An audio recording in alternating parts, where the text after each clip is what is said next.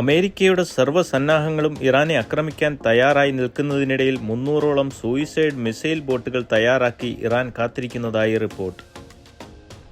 ഇറാന്റെ ഈ നീക്കം അമേരിക്കയെ ഞെട്ടിച്ചിട്ടുണ്ട്.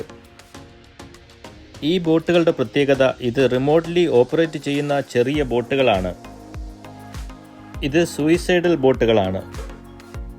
അമേരിക്ക ഈ ബോട്ടുകളെ ആക്രമിച്ചാലും മനുഷ്യനാശമുണ്ടാവില്ല.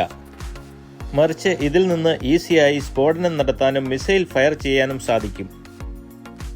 ഈ ബോട്ടുകൾ ഇറാന്റെ തന്ത്രപ്രധാനമായ ഗ്രേറ്റർ തുൻബ്, ലെസർ തുൻബ്, അബു മൂസ ഐലൻഡുകൾക്കടുത്ത് നങ്കൂരമിട്ടിരിക്കുകയാണ്. അമേരിക്കയുടെ വിമാനവാഹിനി കപ്പലായ എബ്രഹാം ലിങ്കൺ മധ്യേഷ്യയിൽ എത്തിച്ചേർന്നിട്ടുണ്ട്. ഇറാന്റെ 4 പാടുമായി 500ഓളം ഫൈറ്റർ ജെറ്റുകളും അമേരിക്ക വിന്യസിച്ചു കഴിഞ്ഞു.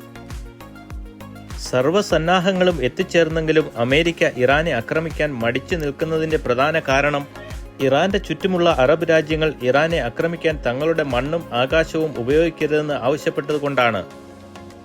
ഈ വിഷയത്തിൽ സൗദിയും UAEയും ശക്തമായ നിലപാടെടുത്തിട്ടുണ്ട്. അമേരിക്കൻ അണുവായുധം സൂക്ഷിച്ചിട്ടുള്ള നാറ്റോ രാജ്യമായ തുർക്കി അടക്കം ഇറാനെ ആക്രമിച്ചാൽ ഇറാനൊപ്പം നിൽക്കുമെന്ന് മുന്നറിയിപ്പ് നൽകിക്കഴിഞ്ഞു.